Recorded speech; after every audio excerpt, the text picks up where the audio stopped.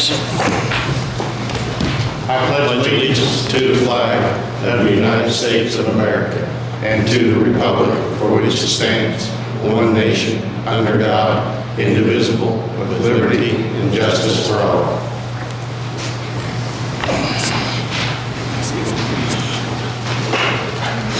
Interesting, huh?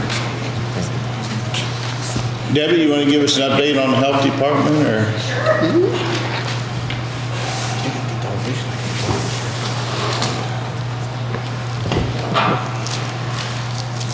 Okay, as all of you guys know, our COVID numbers are way down. We only had 7 cases in the last 7 days, so doing great on that. And I also wanted to let you guys know that we are applying for a grant, and it's actually a lead grant. It's the issues and challenges. The state we used to have to investigate lead cases greater than 10, but the state's dropping that level to 3.5, so they're expecting more investigations in homes and having risk assessors assess for lead levels. So we are going to apply for that. Part of it is for case management, which will be divided among the departments per case. Who will be the person that goes around to test? We have somebody from the state that does that now, but the state does want us to have somebody in the health department maybe complete the course. And I'm talking to people in the health department, and Kurt is thinking about doing the risk assessor's course. So I think that'd be beneficial for Franklin County. Any questions? Glad COVID's down. Me too. I wonder when the mandates will be lifted for like the airlines and everybody, you know, for masks. Yeah, I mean, it's getting. I went through the airlines Thursday. I came home, and I mean, half the people's not wearing them, and half's got hanging down at the side of their face. I mean, it's either it is or it ain't. You know, they might as well do away with it. You know. Yeah. So we're headed in the right direction, so that's great. Yeah, I think so. 100%. I'm going to switch line up here a little bit. John, let's bring you up and talk about grants.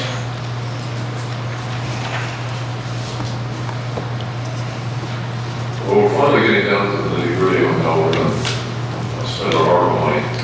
And some of the things that we've talked about, we get into. One of the things, though, that comes to the top of the list is this READY program that the state of Indiana started. There's going to be some local matching from private interests as well as local government. And there's a couple of projects that are on the books, nothing's been committed yet. And so we would like to try to commit some part of money in up to type of commitment. In other words, we would commit to spend X number of dollars up to that level for these 2 projects, try to get them started. So that'd be something that we'd like to do. We've also identified some other projects that are purely for the county, not for the region. For instance, we might have to do the program of the building. We'd like to share the cost of the ambulance, the EMS, and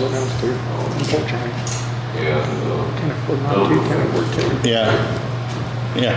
So I might be ahead of myself a little bit. I think Grant prepared us a, where's that at, Grant? Number 5. Did you find that? Sorry. No, it's not in. It's that ARPA thing we just printed. Did you find it? I got former NDOT property, so I think that's what it is. Here we are. Here it is.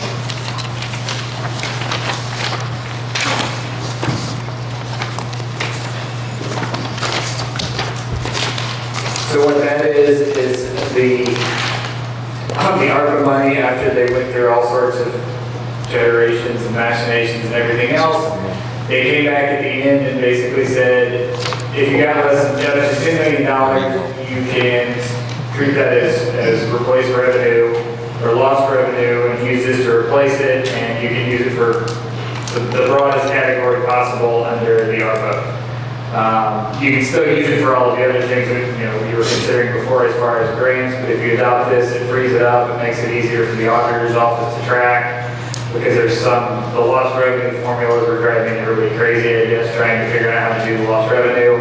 So basically, this is just a quick resolution that says that you are going to, that you resolve to treat all of the ARPA funds as lost revenue under that special exemption, which is up to $10 million. The county's getting less than $10 million, and so that simplifies things and unlocks things quite a bit for you. So the problem is we got our heading wrong on our resolution form.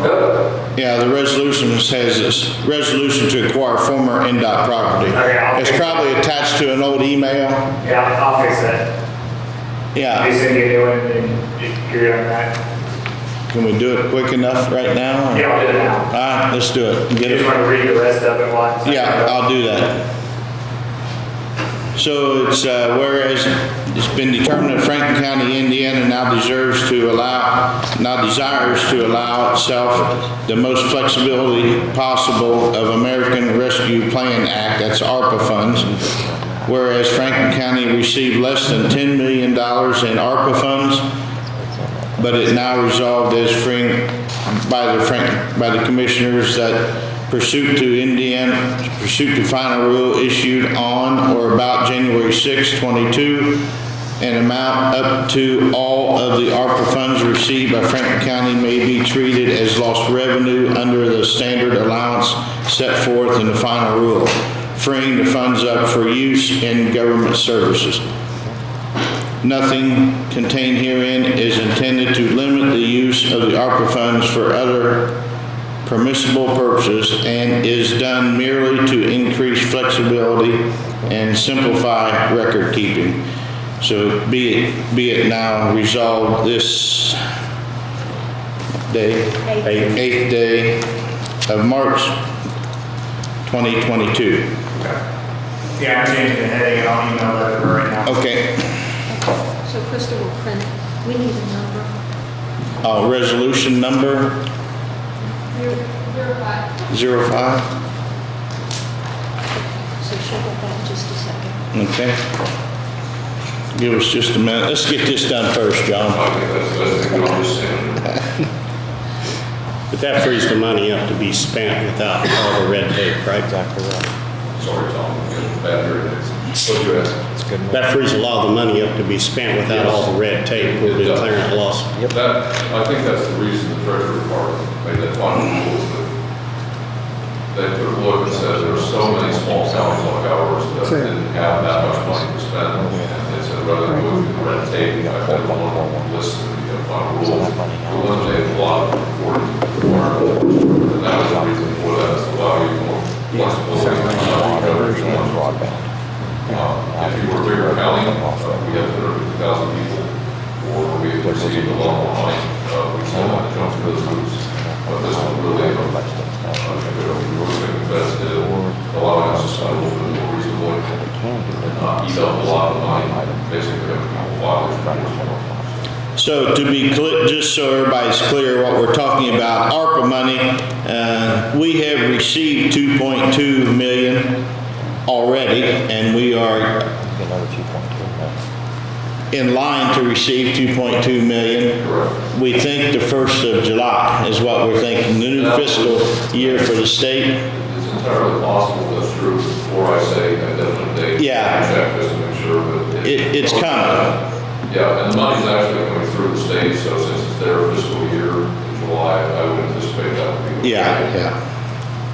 May I ask a question? Sure, go ahead. Will this definitely have to be approved by the DLCF and the State Board of Accounts for the spending? No. It'll be audited, I'm sure. Yeah, I'm sure it should be all on the books and It'll audits. still go through all the formal procedures and it still has to be appropriated by council and all Yeah. of that. It's just that there were buckets of categories that you could use it for, and depending on what bucket it fell in, there was different treatment, and there was a big, nasty, complicated lost revenue formula, like I said, that apparently confused everybody. And this just simplifies that whole process. But yeah, it's still going to be tracked, it still has to be, the expenditure approved by the commissioners and then appropriated by the council. Yes, thank you, Brent. Okay, I'll make a motion to adopt resolution 2022-05, declaring the ARPA funds as lost revenue. I'll second the motion. All in favor? Now, John, I think we're back to you. Sure, go ahead. How is that going to impact the health grant? Will that impact the health grant at any time? So, well, Different money. Right, on the health grant, we're, at the next council meeting, they're moving the $1 million for the health grant aside on its own fund. So it is, we don't lose track of it, basically, so the people realize it's in its own pool. So that, we were gonna do that at the last council meeting, but that council meeting had to be repeated since this little damage that day. But there's the next council meeting to do that. good? All right,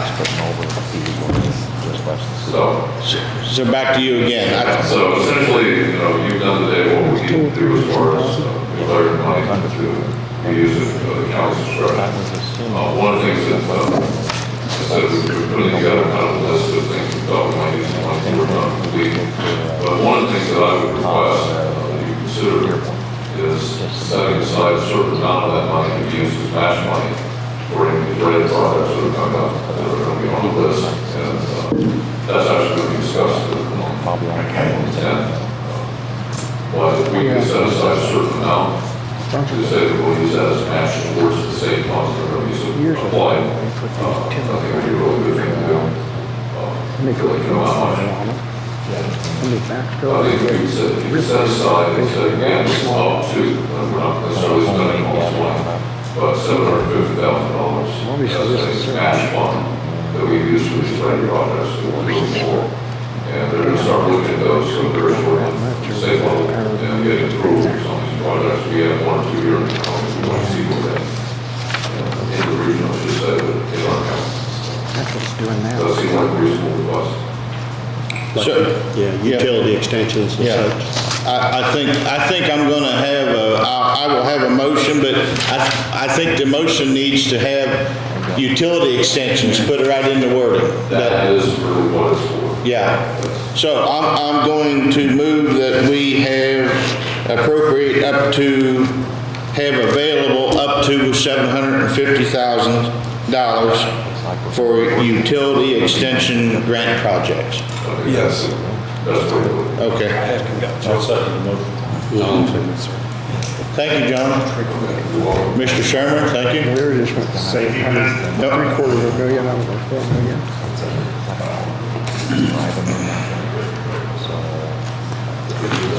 Yeah, I think so. Yeah, I think so.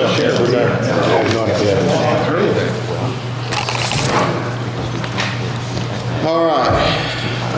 Let's go back to our agenda again. Item number 2, Metamora Historic Building. See that? The Causeway Road, where they did right on the back there, so it's right on the down water. Where's it coming from? From Jimmy I. On the west side. There it is. They didn't dig the ditch out enough, so one came down there and started. Warner. And part of the new flex house. Let's see, I'll take a look at it. I like going out there yesterday, they bring some of the gravel down, like gravel stuff down from the top to fill that in. Yeah. Purpose and intentions of that business was for commercial use. I use it for my construction company. I've been in business with licensed auditor in construction for 27 years here in this county. Also, since we don't utilize the full capacity in that building, I opened a small car shop called Jimmy Jack's Auto Care, and we've been operating there for approximately a year and a half. It's growing slow, but it's growing. Serving our local area with minor to some major auto repairs. But in the process of that, I put garage doors in the side of this building, not knowing that, it was going to be a problem. This was during COVID. I didn't even call or ask anybody. I just did it while we were on downtime. And so they wanted me me to get permits, and so I went to Jim Frisch, architect there in Mason, Indiana. He redesigned the whole building, which I know it's for historical use, but this building is a modern-made, modern-built building, with modern products on the outside of it. We didn't even know it was in the Historical Science Society. It's at the corner of Pennington Road and US 52 there in Metamora. And I got the state release of all the drawings, and basically this building, in some sense, in the back is dilapidated. So I got a permit to rebuild the back porch, to make it usable. It's literally about ready to fall down. It's been, like I said, a couple bathrooms in it, which was already in the making. Just finished them. They put some improvements on here that I need to get completed to make it completely safe for business, which is almost completely done. So anyway, they wanted me to come before this board to give this permission to continue that. Big auger, they leave it in there. I think what it is, the building is not historic, it's in the historic district in Mountain, so, yeah, I think it's a big improvement to Mountain, what you've done there, so. I'll make a motion to go ahead and approve the application for Jimmy Austin to continue his stuff and get his permits for that building. Just tell us how tall the All in favor? We're okay with that. We don't care. Yeah, thanks, Jimmy. I went down to that Henry 139. Well, not Henry 25. It had the small space over the walkway on the side. All year still there. Cindy Orshel, you're up next. I think they're looking. You want to talk about amendments? I showed this to Shirley. I got two of them in Franklin County like that at Batesville. Yeah. I went down to the spectrum. Put like a closer spacing on this side to allow for This amendment kind of goes hand in hand with the previous ones that we had, it's just I missed this one. So this actually has to do with the number of See, is that the one that's in the pets. subdivision or is it the other one? Let's see, this is section 80504, pets and domesticated animals, household pets allowed without permit. So I think this Says is. household pets are domestic animals, generally dogs and cats that are kept inside the home or in the yard. It also includes rodents, reptiles, and fowl that are generally caged inside the home. These animals are kept for pleasure and not for profit. The keeping of household pets provided it is not construed as a kennel is allowed without permit.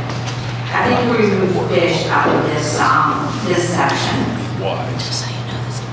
Yes, that is correct. And the current one is a catfish and everyone that's removed.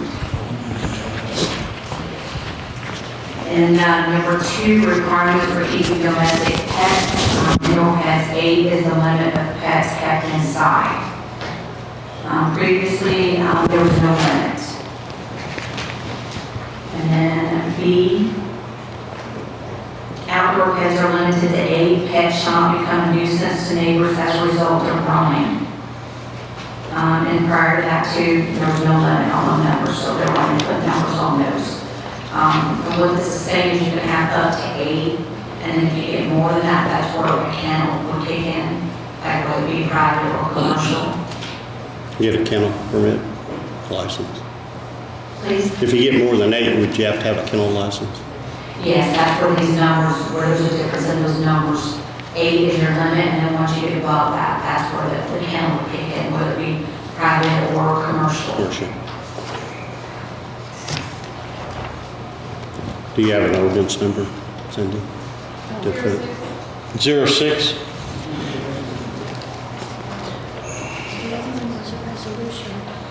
Oh, the other one was a resolution? Well, for zoning? Are you okay? No, I mean with the numbers. Oh, We're still good with those 6? Okay. Okay, sorry, just want to make sure. okay, so I'll make a motion to adopt ordinance 06, 2022-06, to amend 80.0504 on pets and domesticated animals. I'll second it. All in favor?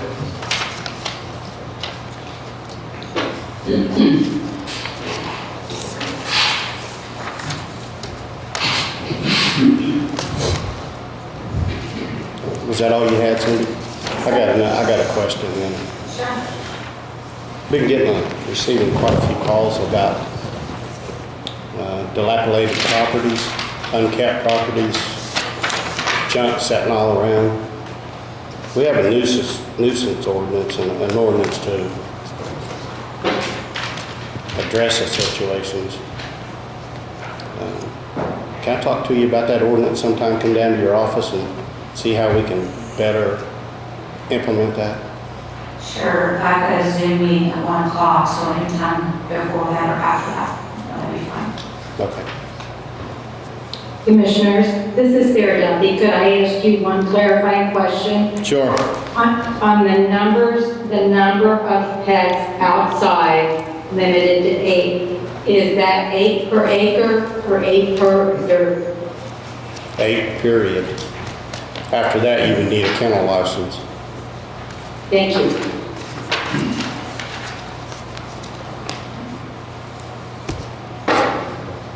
Thank you, Cindy.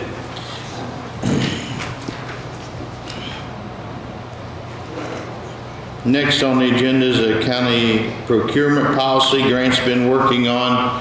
You want to talk about that, Grant?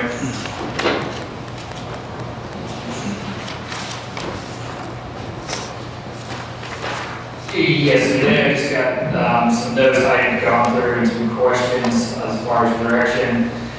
This has come up a few times, particularly in the context of small purchases under $50,000 and implementing a more regimented policy.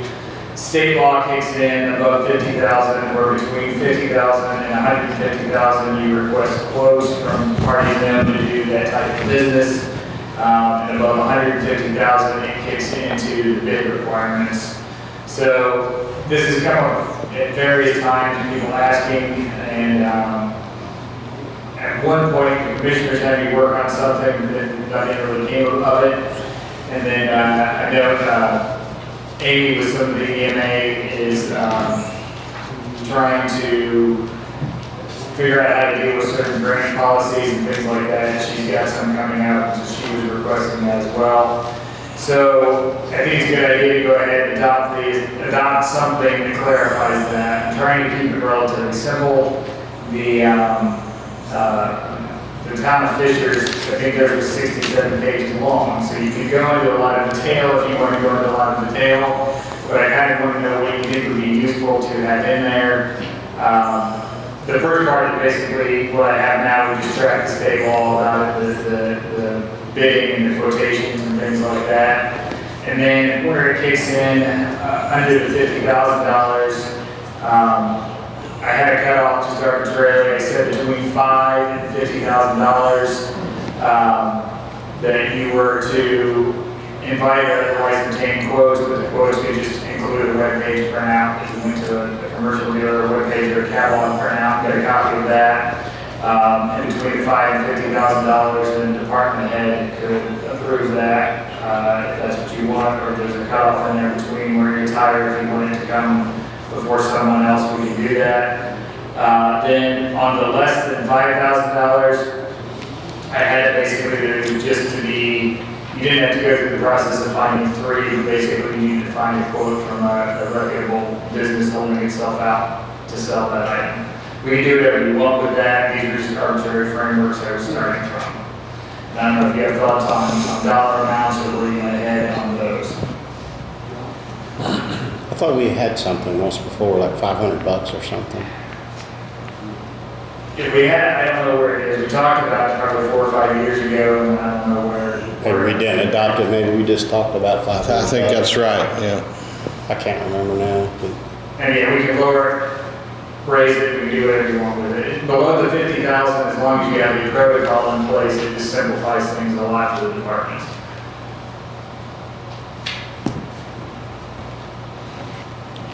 And it becomes, I talked to Grant yesterday a little bit about it. You know, how do you go about protecting local businesses?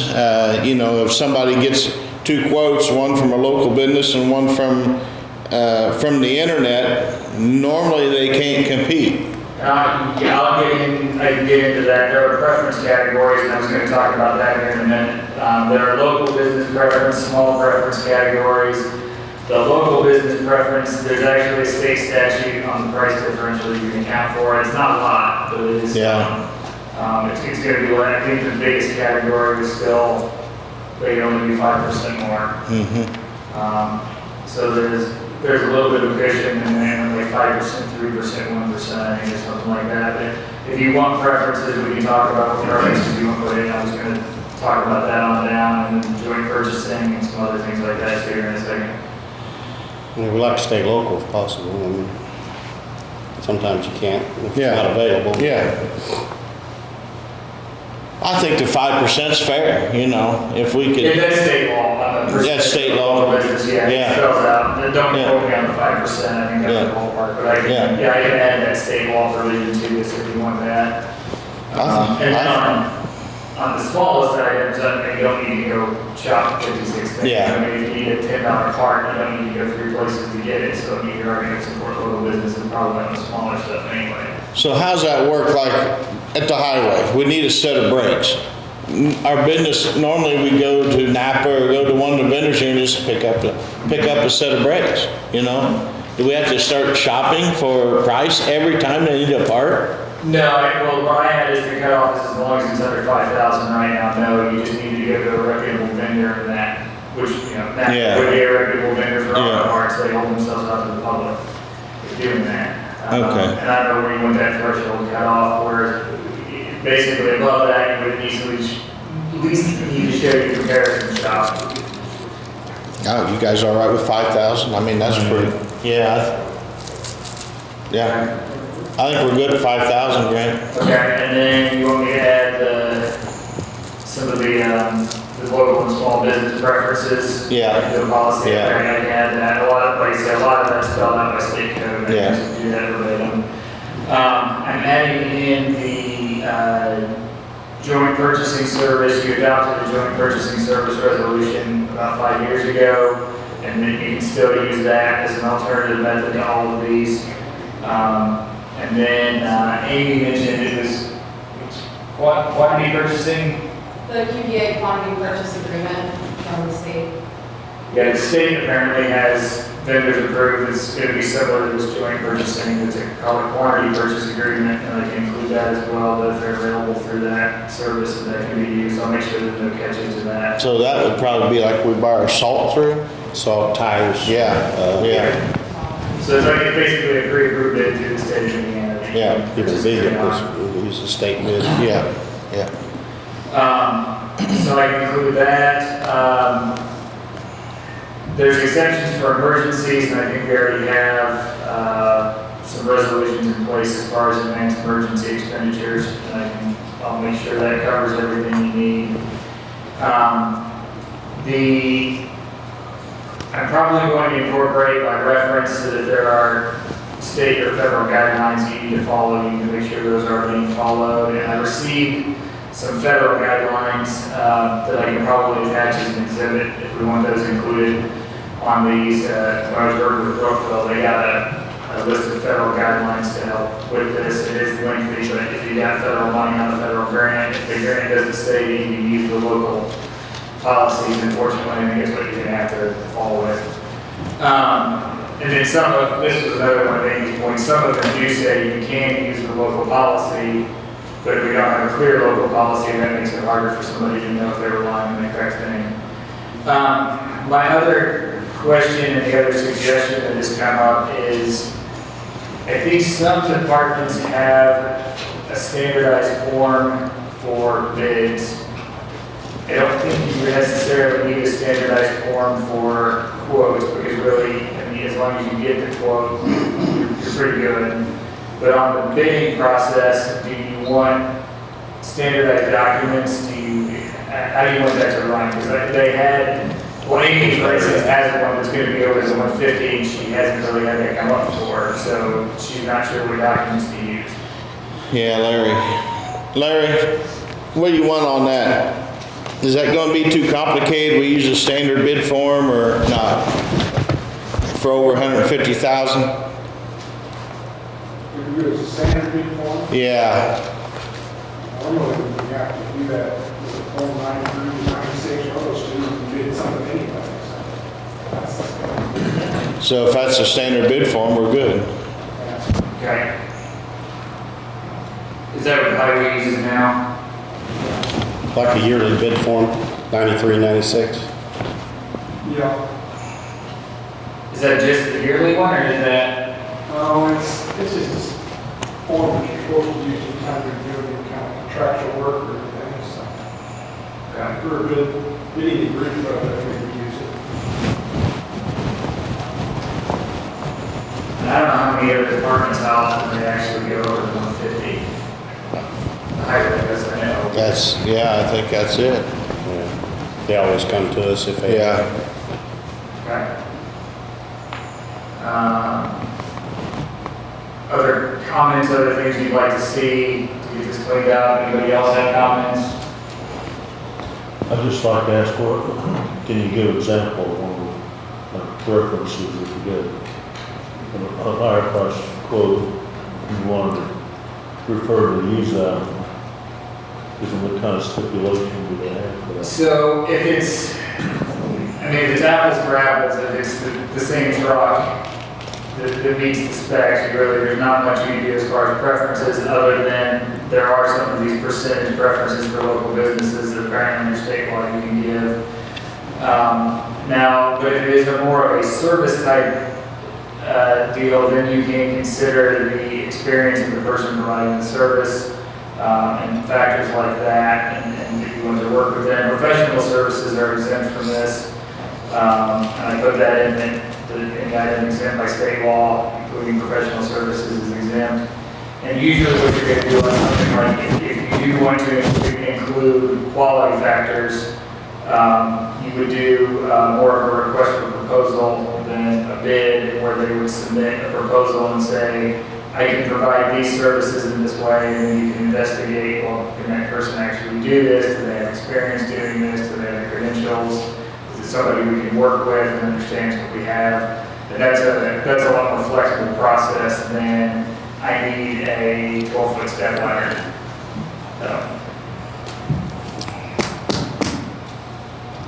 I know it's difficult to keep it simple. Yeah, that's why I'm trying to keep it, I'm trying to give a framework, but, and then it becomes a balancing act, but some departments want more detail and some want less. Yeah. So right now, what I've got is about 4 pages, so it's not on the 67 inch. Okay? Yep, thank you. Do you guys need anything else from me? I think that was the last thing I had. Opioid, you want? I can talk about that. Yeah. So we were going to talk about the opioids today, but I talked to our national council on the opioids, and they're actually wanting to discuss some things on that in the executive session. Basically, if you recall, what happened is the county had opted out, and because the state had adopted a law that was, our council believed was unfavorable to the county. There have been several changes made in that law, and they're pointing that they think we need to, their advice is probably going to be out back in once they have a chance to discuss some things with you. And then we can come back, we'll have an executive session to discuss that as far as the legal advice side of things, and then probably the next meeting you can make a determination if you're opting back in on the 22nd. Good enough. Sounds good. Anything else you need to know? I don't see anything else in my notes here. Okay. Yeah. I'll be around if you need a call. All right. Step on some other stuff. Thank you. Thanks.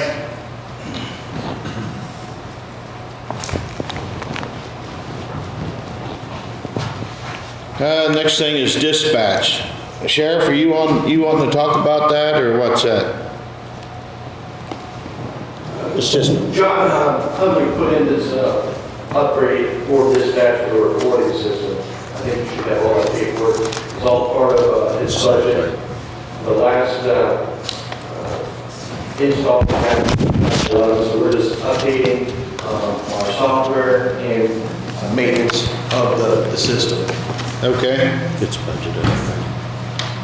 I'm trying to find a dollar amount. And it's going to be the same yearly rate. There'll be a little bit extra on the initial upset, new agreement. I think it's $1,500 extra, but the rest of the year is the same amount. I was trying to find the dollar amount. There, Tom. You got it?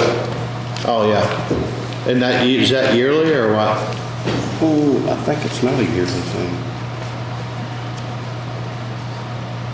It says one-time cost. 4 through 4/27. It's 5 years. So this amount covers 5 years? Or not? Or this amount covers 1 year per year up to 5 years? Oh, yeah, okay, gotcha.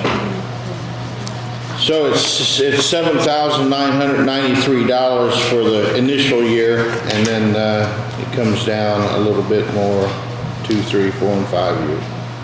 Correct. Got it. You just need us to sign that. I do. I'll make a motion to sign that for the 911, for their software for recordings.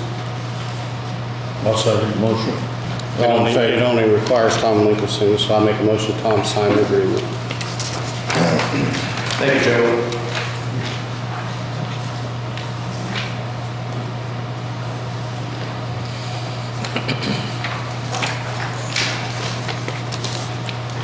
Got it. Next thing is the Centos Highway Uniform Agreement. And Jackie sent me a note right at the last minute here to make sure it was not a contract we couldn't get out. We had that issue in the past. And I don't know how to determine that quickly.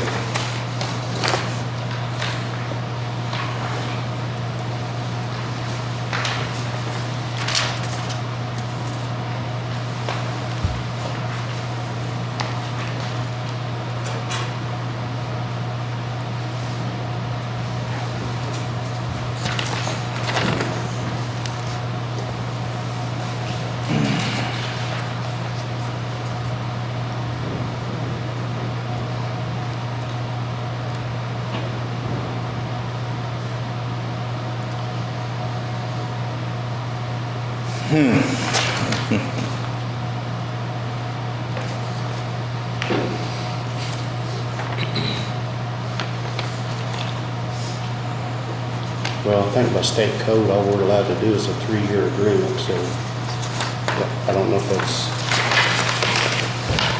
in here or not. It's a bunch of crap, so.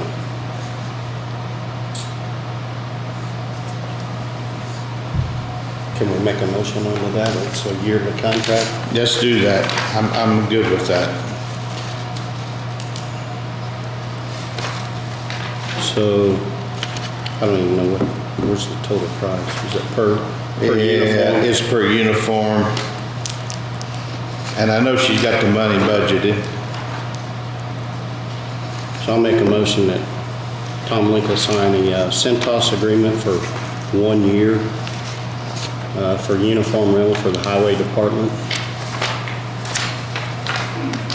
I'll second the motion. All in favor? Yeah, 2 different ones. One Brookville and one Oldenburg. So do you want me to write on that? That's what on there? Yeah, let's do that, Faye.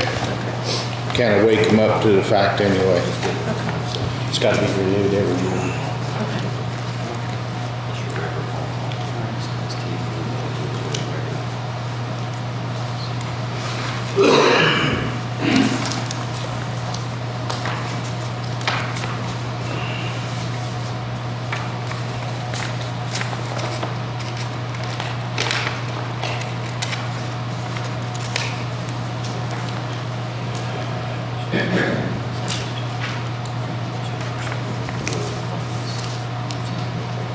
Can we make sure we get a sign copy of that agreement?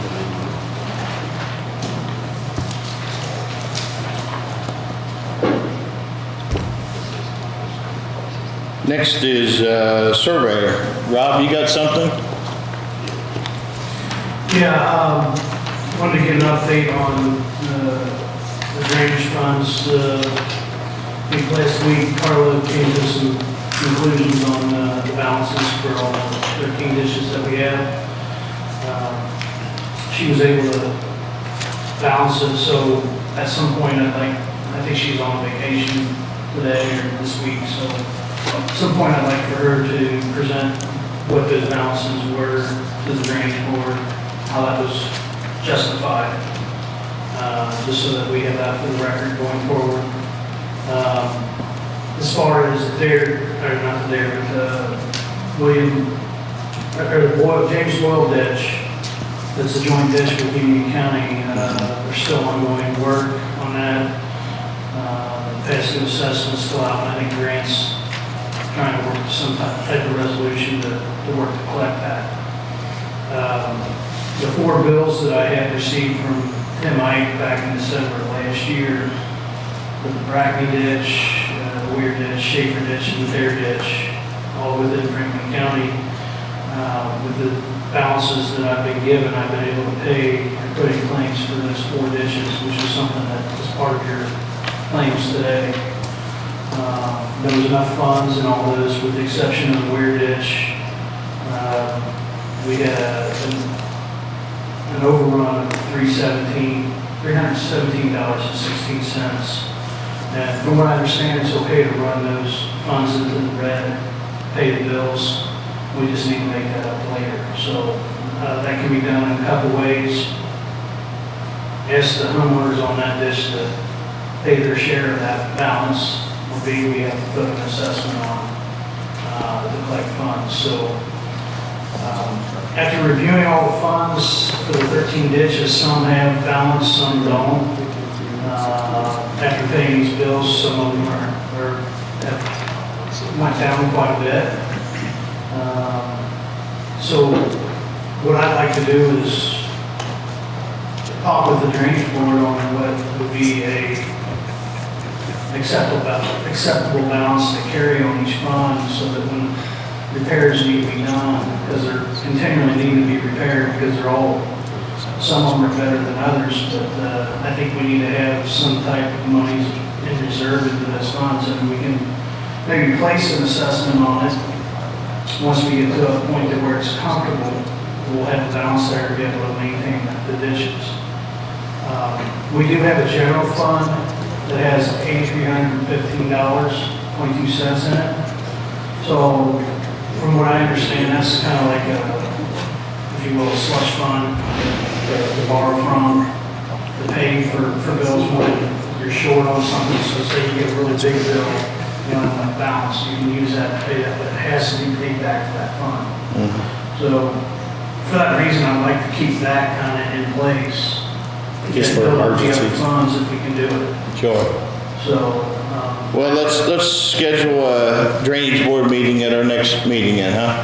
yeah, I think that'd be a good idea. And we can look at all these numbers together, what's in each account, and then see where we want to try to get them all to. Maybe talk about which ones have had a lot of work done to them that may not need as much service in the future. But I did meet with David Cole last Friday and Tim Ike, and went through a lot of the. David Cole has some more issues on the Weir ditch. He's got an area where the tile's failing, and he had 5 to 10 acres that's underwater right now. So some serious issues there that needs to be looked at. I've located where the busted tiles are. The Brackney ditch, there's some issues there. And then I went up to Union County where they put in a new tile and located the new improvements so that we can have that for record. That's kind of my goal, is to locate all these ditches, get them a good mapping of them so that I can hopefully put that up on the web. And it helps everybody with seeing where all the stuff is. Because all the mapping we have is very old. And it's, stuff from 1900. And some of it's accurate, some of it's not. All right. Thank you, man. The things that I have there, and one other thing that I wanted to mention about illegal drains, with all the fiber optic that's coming into Franklin County, this might be something that might have to coordinate with Larry. When these permits come in, I'd like to know where they're running their lines, because speaking with Tim Ike, he thinks that they they may have already cut through one of the drains. So they call in 811 locates, covers all the other utilities that are participating members on that. But Franklin County is not when it comes to the legal drains, so it might be important to understand where they're running these lines in Springfield and Bath Townships to see if there's going to be any conflicts. So if they cut through that, somebody's going to have to fix it. Is it the county's expense or is it the fiber optics company? Should they be paid? So I can try to see if I can get some type of idea of where these lines are running before they start doing it, so that way we can forewarn them that there's something that maybe watch out for. So do they get a permit to run those lines? Well, they should be getting them from Larry to run those along the roads. Well, yeah, we need to make sure then Yeah. that they know where the drainage is. Right, so I haven't had any kind of correspondence with regard to where this drains, or where this lines are going in respect to the drains, so. Larry, do you know if any of them were going through Springfield and Bath Township that already had a permit pull? Probably not already the process. So we just stay behind them.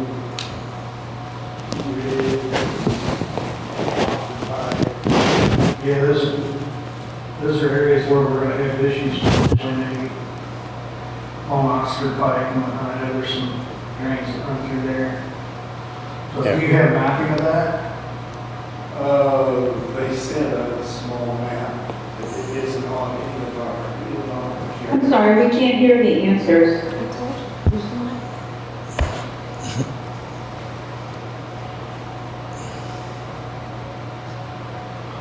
They're not on the GIS system, so I don't have any maps now. They sent a little map that shows where they're at from the utility themselves. It's not, the permits aren't listed every kind of layer on the map or anything I can send you. Right. We probably ought to notify them then that there could be drainage in that area. Right, but I first need to know where they're going. Yeah. So there needs to be some type of coordination or communication between permitting and the surveyor's office so that we can verify whether there's any issues. So that's, I guess, what I'm trying to ask for is, can I get copies of the permits or the maps that they've submitted to check that out before we have any other further issues if they've not already been thrown.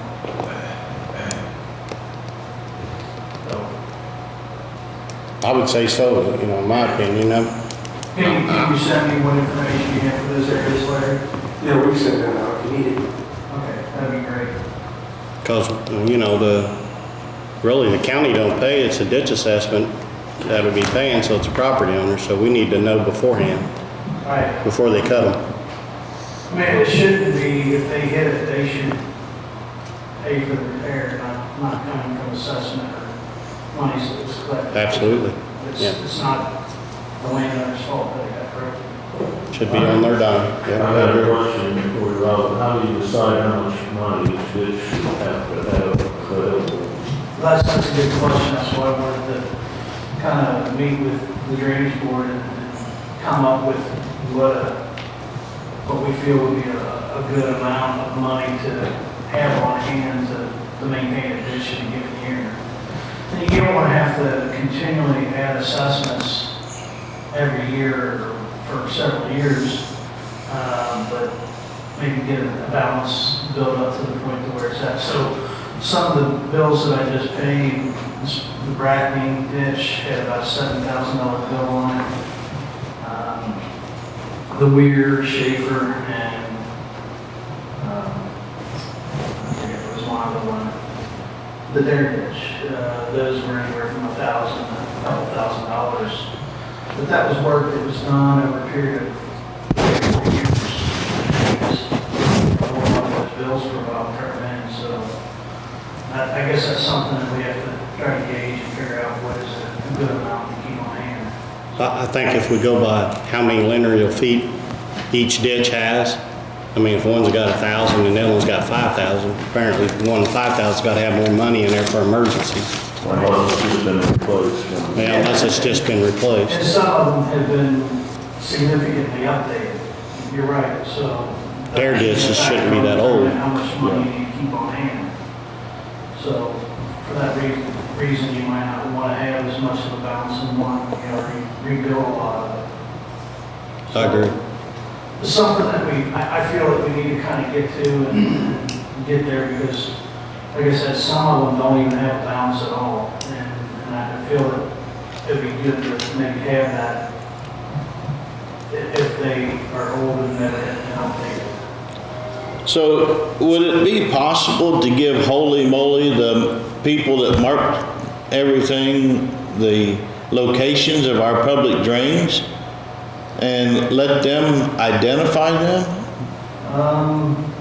Is that? You're talking like a USIC company. And yeah. They're like a sub for participating utilities like Duke and maybe Sprint or Verizon. Because it's they not. Sub out their locates to that utility service. It's not you only. Have to be a participating utility to do that. And I think I'm not certain exactly how it works, but there's service fees associated to that. I mean, it's not only fiber, it's water companies put lines in, gas companies. Right. They all need to know where them public tiles cross the road. But and if we not all the time are all utilities participating with the 811 locate service. So we as Franklin County. They are not? That's right. We as Franklin County, we're one of those utilities that wouldn't be part of that with respect to the drains. So if we wanted to be part of that, we'd have to check with 811 and find out what their criteria is for us to become a participating member. Yeah. And first of all, we have to have mapping done of where these are at. Not all that's completely done accurate. So that's one of my goals among the county surveyors to try to get that done. I've done a lot of it in the past with Joe Gillespie when they were doing a lot of repairs, starting around 2012 or 13 and up to current time. There's still a lot more to do. So it's not complete. Okay. All right. I think it's a good idea, it's just we're not that far. Really there yet. Okay. Yeah. All right. All right, next thing is minutes for January 25th. I looked at them. I'll move to approve minutes from January 25th. I'll second yours. Okay. And then minutes from February 22nd. I'll move to approve. I'll second.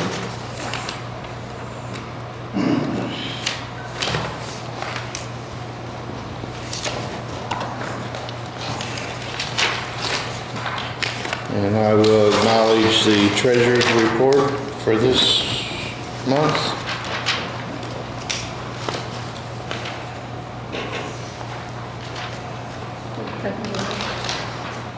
It's for February.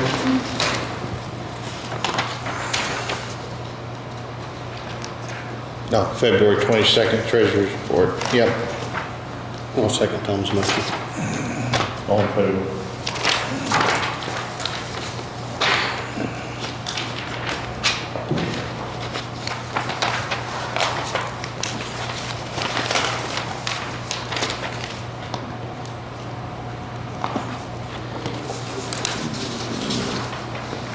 Were these from last time? Yeah, Yes, we just need to read it on that. They were verbal. they didn't have them here, so. No place for it? Just put it in there. It's on the front. Oh, it's on the front. Next page. Oh, second page.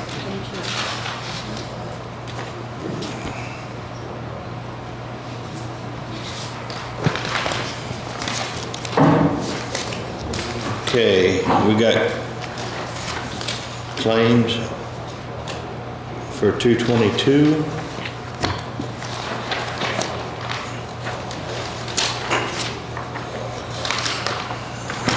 Okay, let's do claims, and we did not have a dollar amount for this stuff, that's what you're saying? Right. Okay, so we approved it. Basically, all I need to do is announce the dollar amount. Yeah.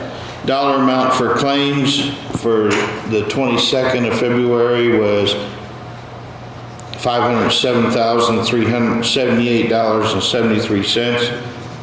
Payroll deductions was $201,739.94. Now, we've got payroll or claims for today, or for 3/8/22 of $1,325,640.88. I'll move to approve claims. I'll second it. We'll just stamp this.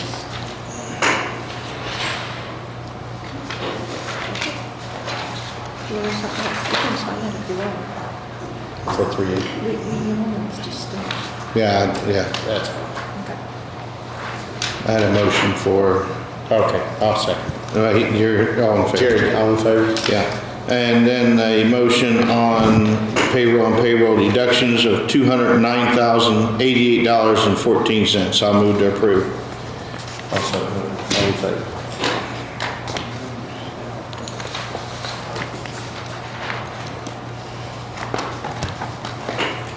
I think that conducts our official business. I've got a couple of things I'd like to talk about. I wish I'd said this before John left, but some of the ARPA money, our ideas are, we are talking about improving the ADA ramp here at the Government Center. And we've had a consultant look at it and give us an estimate of $400,000. I think we all agree that needs to be done. And now we've come upon a roof repair, and I think we are leaning towards putting a metal roof on this time instead of shingles. The buzzards have caused us so much problems. I don't know what a new roof is going to cost. We kind of talked about probably $250,000. I don't know if that's where we need to be, but we'll have to get some contractors in, give us some estimates. And I would like to see a standing seam. I don't know. Yeah. If surely we can find somebody to give us a estimate for that. I've got a couple guys coming. Okay. That one from Old Batesville, maybe over wherever there was. Forest, maybe. Oh, yeah, good apple. Yeah. And then the other thing was, we've talked a lot about the sharing, trying to get some matching money for the EMS for a new ambulance.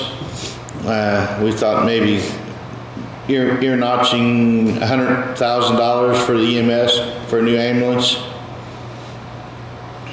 A couple of the ideas on the table, other ideas is some improvements at the animal shelter or the dog kennels, down for a dog kennel, animal shelter, I guess I'm going to say. Our animal shelter is in need of replacement, so we thought about that. And we would like to put some money into the park, but I think the park board is going to come up with a plan and get back to us. So this is just a few things that's on the table.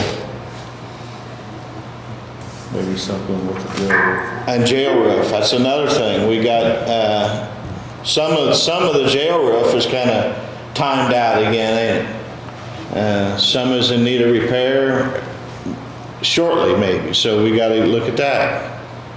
So we got a lot of things on our plate, that's for sure.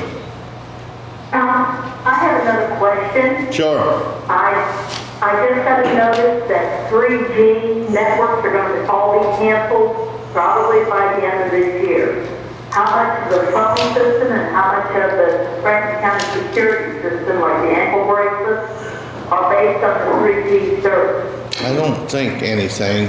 Pete might know. Do you know anything, Jeff? Pete? Don't know. I think 3G is going to affect us any at all. That'll be through the court system information. I don't know what the answer is. Yeah. I think we're way beyond 3G. I don't think it affects us any. Yeah. That's awesome, thank you. Yeah. I think what will change though, Pete, in the state going from 400 or 800 megahertz to some kind of different system on a radio. Probably they would be updated, but we're already 800 right here, so I don't see that in the foreseeable future here. And then the other thing I wanted to talk about was our money that we received from NDOT for the State Road 1.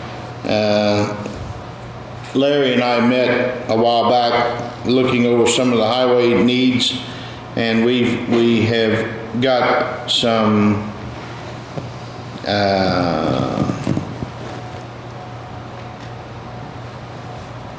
ideas and recommendations, I guess I'm going to call them. We've got and money that's already been spent out of that. So, but one of the things is there's a structure on Sleepy Hollow, and Larry said, what, $80,000, Larry, is that kind of guesstimation? That's still coming out of that. And I think I've got an additional going to council for that. I've got an additional going to council for truck repair and paying the extra. We've got funds to pay for the new service truck that's coming, but we are short a little bit, and that some of that additional truck repair money would be going to that. Let's see, what else did I have? New trucks. Oh, so yeah, the new trucks, the new snow trucks we talked about, and that's out of the money that's coming in July. And then also I would like the money that's coming in July, I would like to think about 3 new foreman vehicles. We're getting, a couple of them's over 100,000. If we wait another year, we're gonna have 150,000 on them. One's got a motor that's ticking already. It's probably not going to make it till a new truck comes in. So that's another issue. I don't know when you guys think we need to order them trucks, but probably take a year to get them. That's what I'm afraid of. So I might work on that, getting a quote on them three trucks.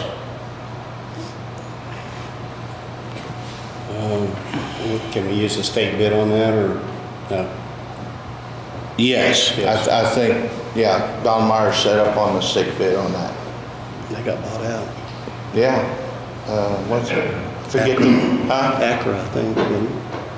I forget the name of the new one. Yeah. I think all the same people's there. Pretty much everybody stayed. Don Meyer just sold. Yeah, to who is? Rush Hubler. Russ Hubler, okay. Yeah, Hubler, not Acura. Yeah. Well, I'll work on that. I think that's about all I got. I got, we ordered, Jackie's got the remainder of our salt ordered, so we're gonna have it delivered to the salt dome for NDOT that we took over there. So that'll be stored inside. I don't have much else. We had some storm damage.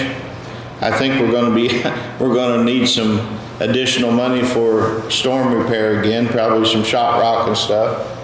But I'll see how we turn out there. I'd like to talk about Bridge 42 if Larry can, if he's willing. I got a request from you guys.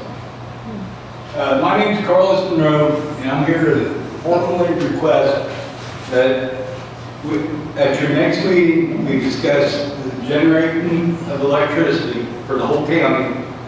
And another thing is for the county to go totally organic. The government, the FDA in 2014 made it legal for the chemical companies to use a form of Agent Orange, the same thing they used during wartime. 85% of the people where it's being used in Ohio and other places are tested positive for it. And it's an accumulatory effect. And it even is a generational effect. Most people don't know that The Georgia Guidestones is an open statement that the world elite that run the world have it planned to kill all but 500 million people. In other words, they think the world's population should be what the U.S. and Canada is right now, leaving the whole rest of the world without one person standing on it. And if we don't confront what's going on, and I've tried for over years to get you guys to do anything, and you listened to me, and then you went right on about doing what you're doing.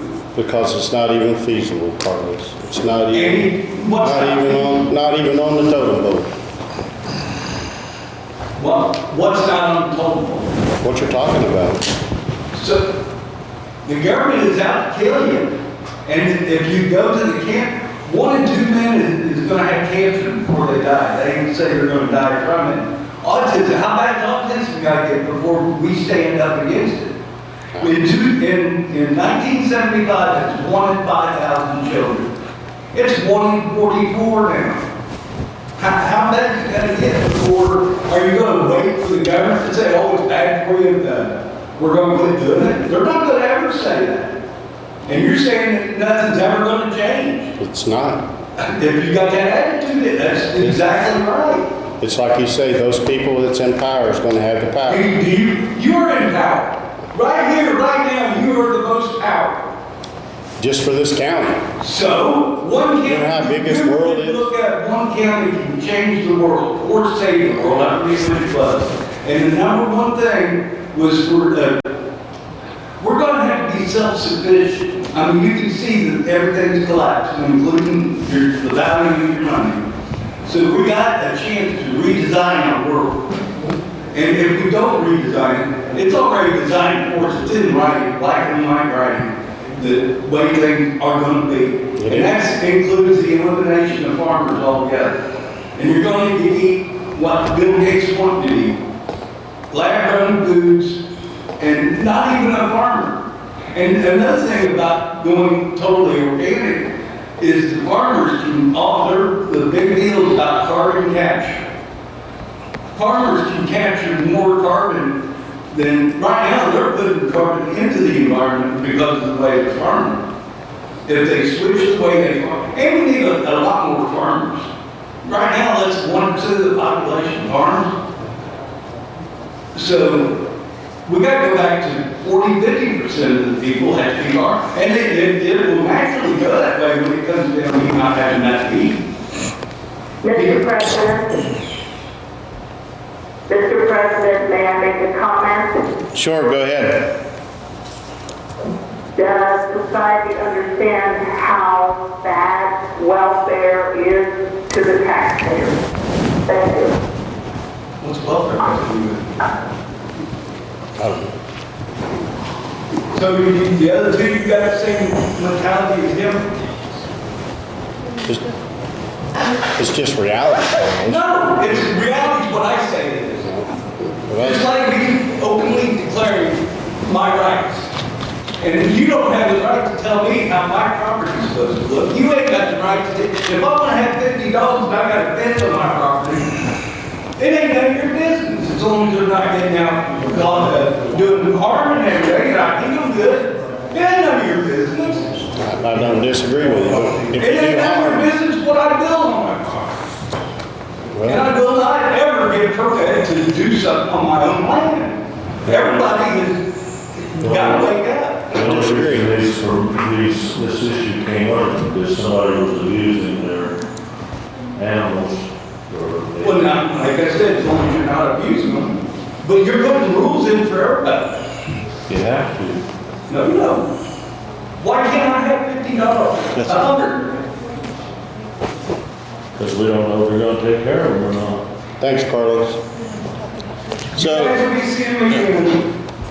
Bridge, yeah, we're back to Bridge 42. Yes. I'm talking to you too. What do you think? That's. So we're trying to get a decision made what we're gonna do there, Larry, on that bridge. Snail Creek. Snail Creek, okay. What do you want to know? when we're gonna install it. I guess their designing firm has a contract for up to $50,000. Derek's here, he just walked up. And what I understand is they have because they want to about used up all the $50,000 fee. They told me some time ago that they were going to need another $20,000, but I didn't know they'd stopped working on it, so now they haven't stopped working on it. They haven't applied for any permits that we thought they were going to apply for it. So it's going to take, might be a year to do permits, I don't know. Oh, Lord. So anyway, there's some problems there. Can you give us any update, Derek, what's going on? Yeah, we've approached Larry and talked to him about this. There's 3 questions that we got to get answered. One is the first one that Larry was saying. I'm sorry, we can't hear what you're saying. Oh, yeah, if you would come up to the podium.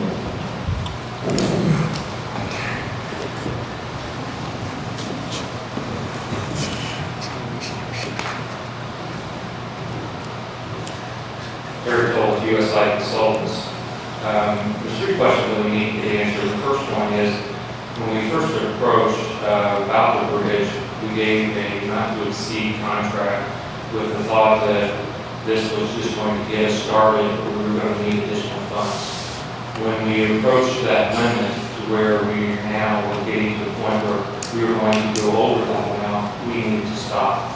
And I believe, if Larry can correct me, it was sometime in December we approached Larry and asked him about that, and that question hasn't been officially answered. Now, there's money left in the Gold Creek project that we could move over to it, but we need to know how to do that.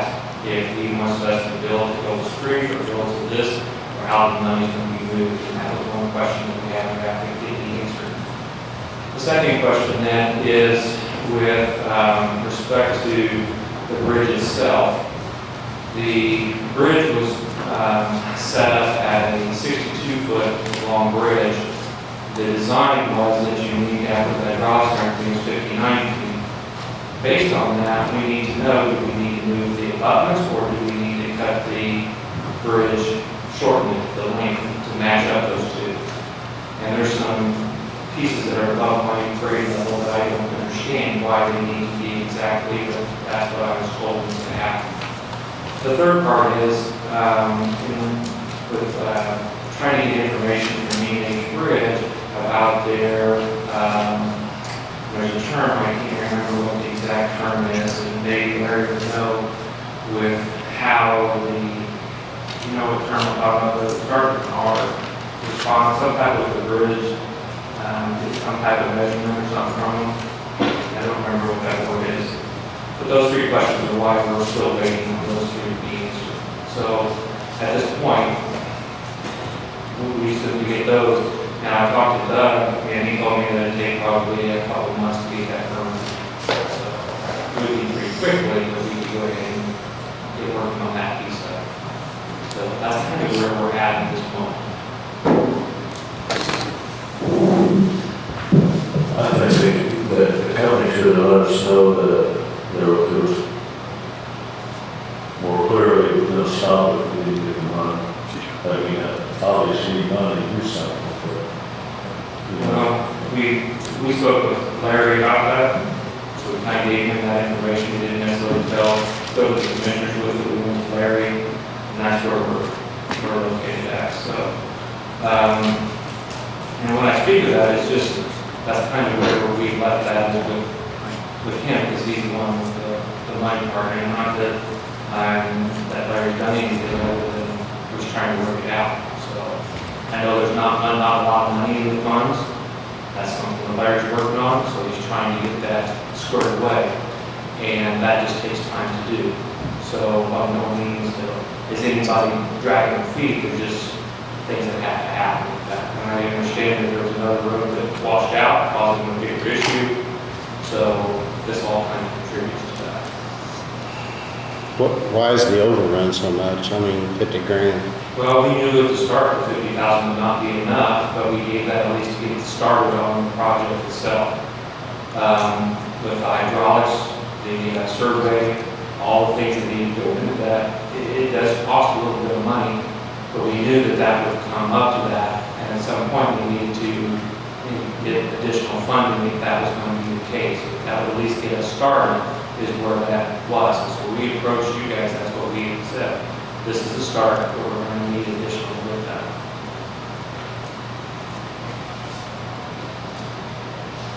Well, in the meantime, I think we need to go out there and put a can in that thing so we can open that bridge up, or not open the road, but the local traffic, I think.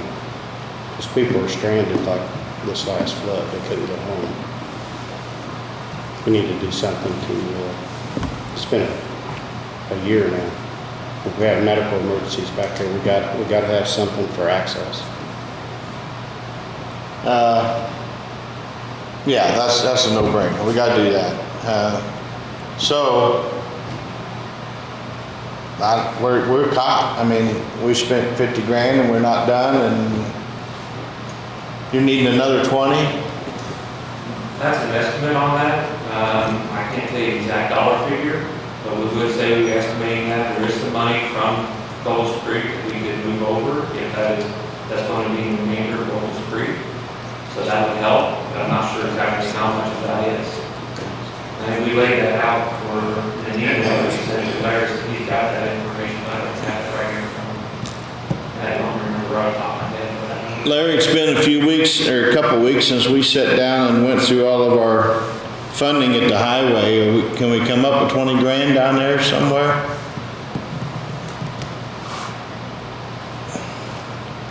All this was done, I'm going to say something first, all this was done by contracts, which the board approved. So if there needed to be additional funding, it's my intention that the consultants should have went directly to the board as they are now and said we need another $20,000 to be added to that contract, which never happened. They did come to me, and I had talked to some commissioners about that, probably about them saying they needed more money. It should have come to the board of commissioners, so I'm not really, that doesn't set well. Yeah, I know. It don't sit well with me either, but it don't sit well with me, work being stopped and, and people left without a bridge there. That's right. I didn't know the work had stopped. Yeah. It's fine, but I assume they haven't even, like I said, they haven't even applied for the permits, which is a lengthy process in and of itself. So. Yeah. Anyway, if there's excess money in the Gold's Creek, I don't see any reason why we couldn't amend both those two contracts and transfer some of the funds from one to the other, just arbitrarily do it. I think so. And keep it moving. So you guys all right with that? We can switch some money, get them back working again. Yeah, we got to. I don't like how the process went down, but that's where we're at. And then I think we're going to have to address that length of that structure. Normally when you buy the beams, you buy that steel in 2-foot increments. So you can buy 60-foot beams or you buy 62-foot beams. And if you buy 60-foot beams, then there's probably not enough bearing to do 59-foot bearing. That might be just 6 inches over the end of the beam. I'm not sure what that number is, whether that's 8 inches or a foot beyond the bearing distance. That's where we're coming into the problem. So I really think we'll probably tend to have to change whatever plans there is on the abutments to say they're now at a different bearing, whatever that is, whether that's 59.5 or 61 or 60 or I don't know that dimension per se. Marty, the bridge is built, is that correct? The bridge is within a week of being completely done, but the beams are 62 feet. And the reason why I come up with that, I think, now I gotta go back a little while here. I think me and Joe usually looked at that some years ago. Not that many, but, and if I remember right, the length was like 59 feet. Well, I need 18 inches on each side of the end bins, for bearing seats. So I had to add 3 feet to it, which that's where the 62 came from.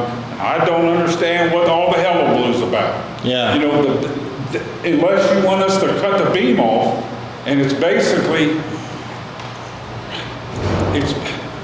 I don't even know how to say this right. I'm so frustrated with this. The beam is there, it's at the plant, 62 foot long. And if we gotta make it shorter, we're gonna have to cut it. No. I mean, I don't know. I don't agree with that. Well, I don't agree with it either. Yeah. I got to have my beam seat. I gotta make it safe. Yeah. I don't care what's being said over there. I gotta have that beam seat, period. Yeah. That's what we need to know, is just what you guys want it to do as far as, do we move the abutments to match up with the beams, or do we cut the beams to match up? Don't cut the beams, that's my opinion. So that's our. We got them bought, we built. Can't move the abutments either, they're already there. Right? It's 18 inches. Well, we're going to be redesigning those to get the hydraulics, so that doesn't wash out again. Exactly. Well, if it goes wider than that, It can easily do that, we just need to know what your prerogative is, and that's the question that we present, so. Let's make the indents bigger then. Yeah. Or the abutment, whatever you want to call it. That's just a question that Oh no, let's do what we gotta do to get this bridge underway. We gotta get it installed. And people want to know, Bridge 42, that's Snail Creek. So,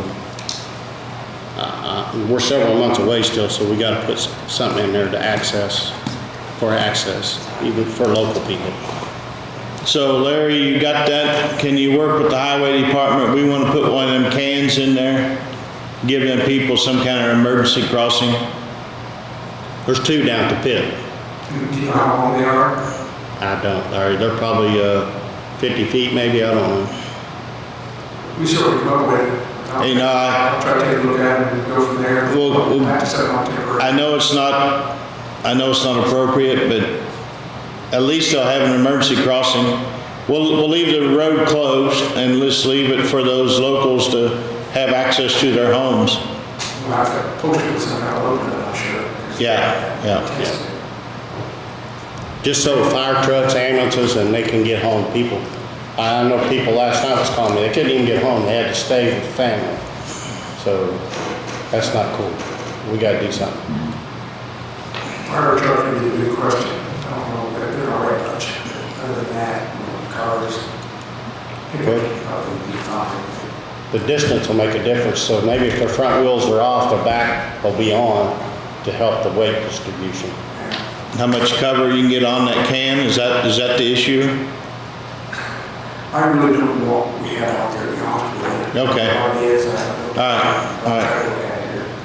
They're like an inch thick, they're thick.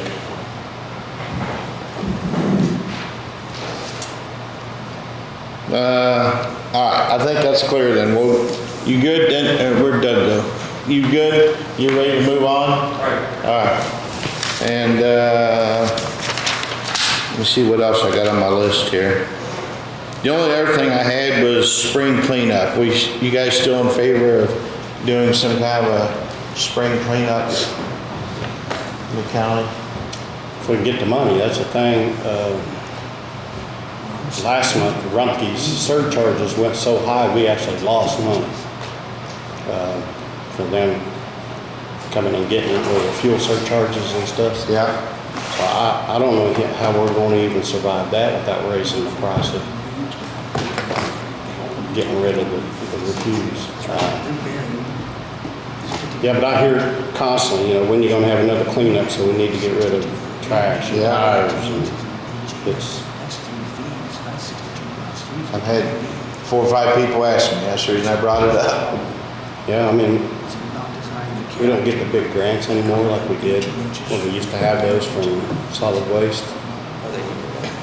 So if we can come up with probably 10 or 12 grand, we could probably have one. So does the conversation need to be about raising rates or not? I don't want to do that yet. Dang, it costs enough to do it, but if If fuel surcharges keep the way they're going, we're gonna have to do something. I mean, we can't lose money. Can you use ARPA money? Well, we could. I mean, we've opened that up. We could use the ARPA money, but here's another thought. I mean, I went through this list from the NDOT money too. We've got like 134,000 left from that first check of the NDOT money. We could spend 10 or 12,000 of that if you guys want to and do a spring cleanup. Can we have it like somewhere besides the transfer station?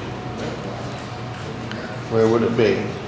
I used to have them over at the park all the time, or at the fairgrounds. It set several dumpsters there, but we'll have to have help too to do it. Or we could do it down there and just get extra help. Have it one day, you mean, or a weekend, or?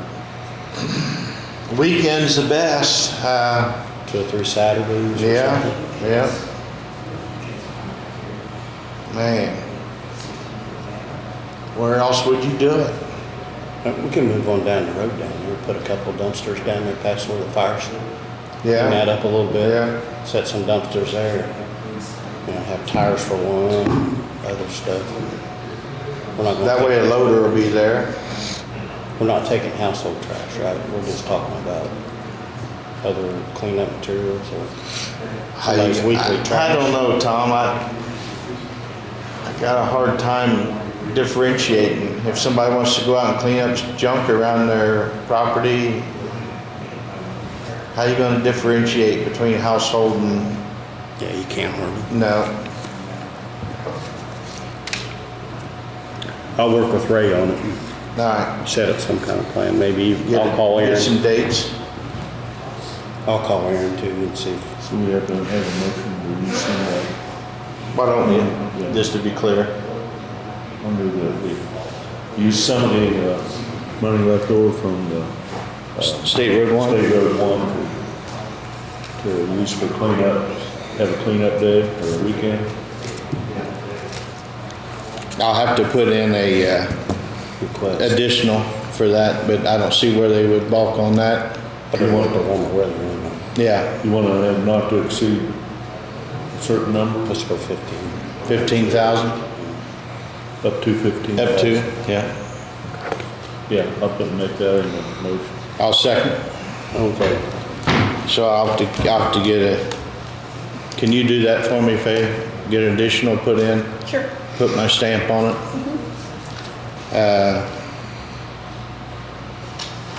I know my family would still like to donate garbage bags if anybody wants to pick up garbage along the road, bring it in.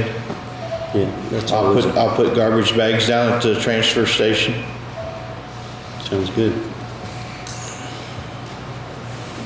Are you gonna limit any tires or like 10 tires per family or just like? Gosh, we need to do something. Yeah. They'll bring 100 in. Yeah. Better put a limit on like maybe 10 or 15. Yeah, I mean, it has to be a limit, otherwise we'll get hundreds. Let's go high, 20, I mean, I'm good with 20. Man, if 20 don't clean up somebody's property, Limit 20? limit 20. Because it's like $3 a piece for a car tire. Yeah. 10 for a semi. Yeah. But Aaron's gonna charge us to get rid of it. Yep.